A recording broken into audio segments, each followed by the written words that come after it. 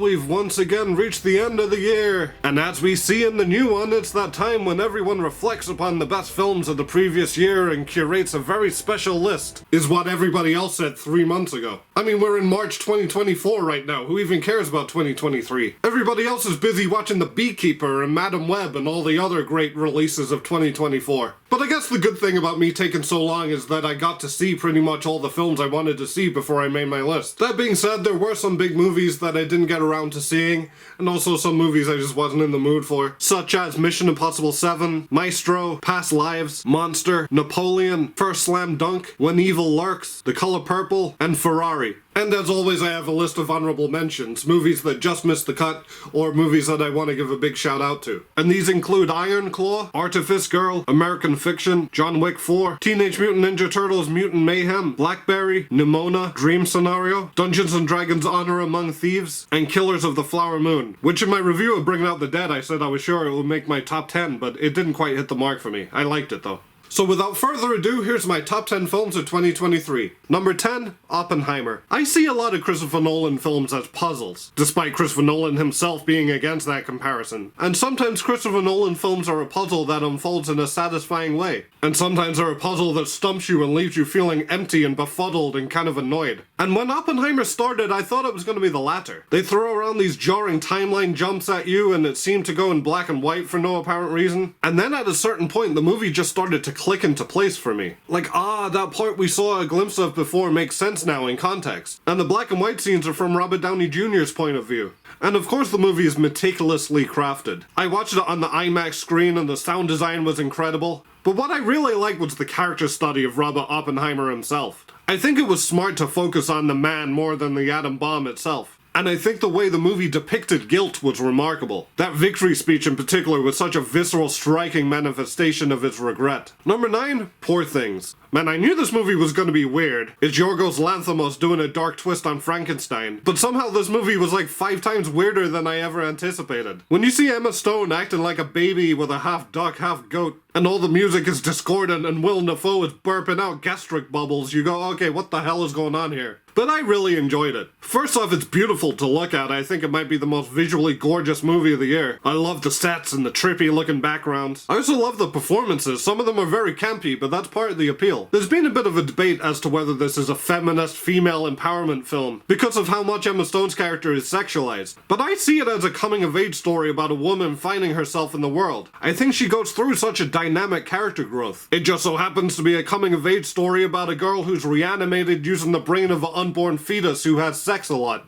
Number 8, Beau is Afraid. Ari Aster is a director I like a lot, but honestly I never found Hereditary or Midsommar to be all that scary. I mean, I like those films, but they never really spooked me the way I think they did for a lot of other people. But Beau is Afraid, which I've seen described as a comedy, and in some ways it is, got under my skin and unnerved me way more than Hereditary and Midsommar combined. I think it's because with those two movies I knew where I was at. To some extent, they follow the tropes of a demonic possession story and a Wicker Man scenario, respectively. But Beau is Afraid is unlike anything else. The best I can do to describe it is a waking nightmare that encapsulates all of life's insecurities and anxieties. I mean, this movie is stressful. The first time I watched it, I had to turn it off like 30 minutes in and watch the rest of it the next morning because it was agitating me so much. To me, the uncanny and things that are just slightly off kilter is what really freaks me out. And this movie is pretty much 3 hours of that. Number 7, Suzume.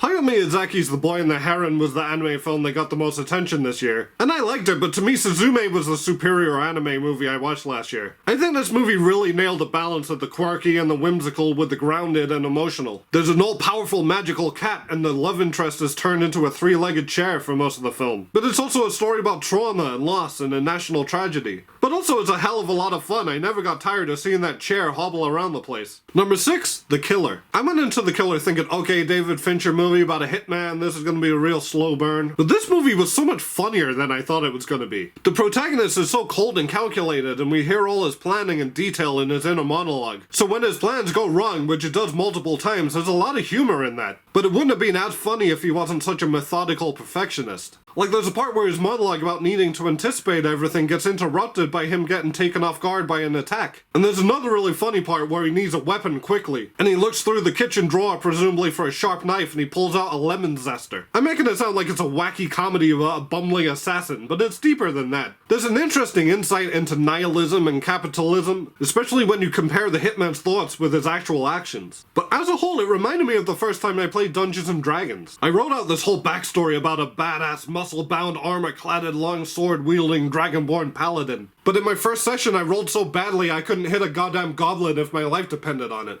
And that's what this movie felt like to me. No matter the amount of planning you do in life, sometimes you just end up throwing a few natural ones. Number 5, Asteroid City. From what I've seen online, I think a lot of people are getting a bit sick of Wes Anderson. I think they're getting tired of his shtick and find him repetitive, but I could not disagree more. I don't think I'll ever get tired of his style, and I think Asteroid City is his most ambitious film yet. There's a really interesting, almost Charlie Kaufman-style meta-narrative here with the movie within a play within a movie framing device. Like I said about Oppenheimer being a bit of a puzzle, I think the key to enjoying this film is solving and wrapping your head around that framing device. Because once I did, I thought it brought a whole other layer of appreciation and understanding of Jason Schwartzman's character. But that's not all I enjoyed about it. It's a story about people bonding together during a quarantine. I think we can all get behind that to some extent. And you still have a lot of great Wes Anderson-y moments. I love that hoedown scene. I also love that all the actors deliver their dialogue in the typical Wes Anderson-y way, except Steve Carell, who felt like Michael Scott had just stumbled onto the set of a Wes Anderson film.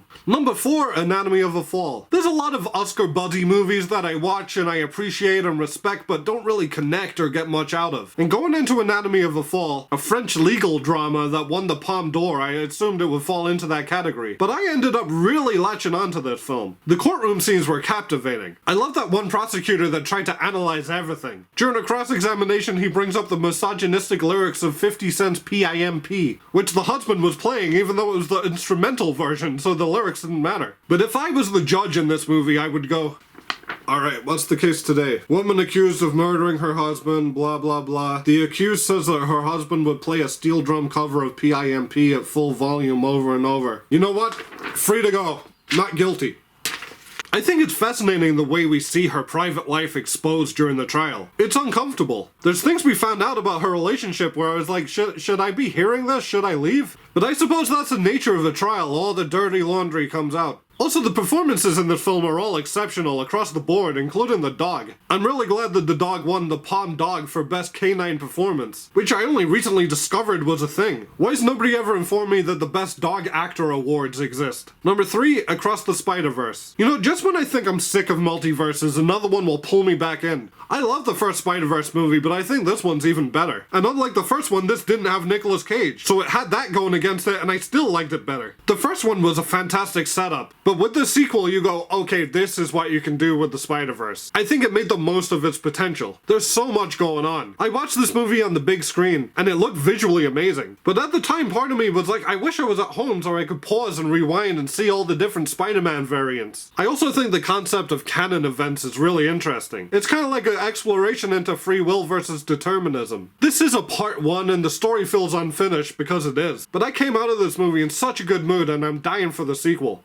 Number 2, Godzilla -1. Prior to this movie, I wasn't particularly a Godzilla fan. The American ones really didn't do anything for me, and the only Japanese one I'd seen was Shin Godzilla, which while I liked the allegory for the government's reaction during the Fukushima disaster, I also found the movie kinda hard to engage with. There was a little bit too much bureaucracy in my giant lizard monster movie for my liking. But after Godzilla -1, I am officially a Godzilla fan. I think the success of this film comes down to it nailing the 3 things that made the original 1954 film, which I have now watched, work so well. And that's the political allegory, the monster scenes, and the human story. Like with the original, the fallout of World War II heavily plays a part in -1. And like with Shin Godzilla, there's a great satire of the government. As for the monster scenes, Godzilla is scary in this. He pops up like a slasher in a horror film, and the destruction he causes is brutal. And thirdly, and I think most importantly, this movie absolutely nails the human story. With the American Godzilla movies, I never gave 2 shits about the characters. I don't want to see Millie Bobby Brown. I want to see old Godzilla hopping around Tokyo City like a big playground. But I love the characters in -1. In a lot of ways, they reminded me of the guys from Jaws, right down to the Richard Dreyfuss school-esque science expert, but I especially loved the main character. I think the idea of a failed kamikaze pilot who almost feels obligated to sacrifice himself was a really interesting choice of protagonist, and it kind of made you question the sheer concept of sacrifice itself. I really rooted for this guy.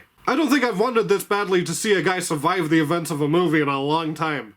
Number 1, The Holdovers. As you can tell by my list, which include movies about a bubble burping Willem Dafoe in a three-legged chair, I like an unconventional film, but my number 1 pick is the furthest thing away from unconventional. It sticks to a lot of tropes we've seen before, how do I get through to this kid? And in a way it feels like a movie that came out in the 70s and recently just got unearthed. But I mean that in the best way possible. It feels like an all-time classic even though it just came out like 5 months ago. And all the performances are excellent. It's crazy to think that this is Dominic Sessa's film debut. I think he's got a really promising career ahead of him. But to me, this movie belongs to Paul Giamatti. Giamatti's always been one of my favorite actors, and he gives my favorite performance of the year. The Holdovers is depressing at times. It's a story about loneliness. But I also found it comforting and cozy, even though the director has said that he's insulted by that take. But it's about a found family to a certain extent. It's about life's rejects and misfits finding their place in the world. And it's set at Christmas. That to me is pretty damn cozy. I loved it. And those would be my top 10 films of 2023. Thanks for watching.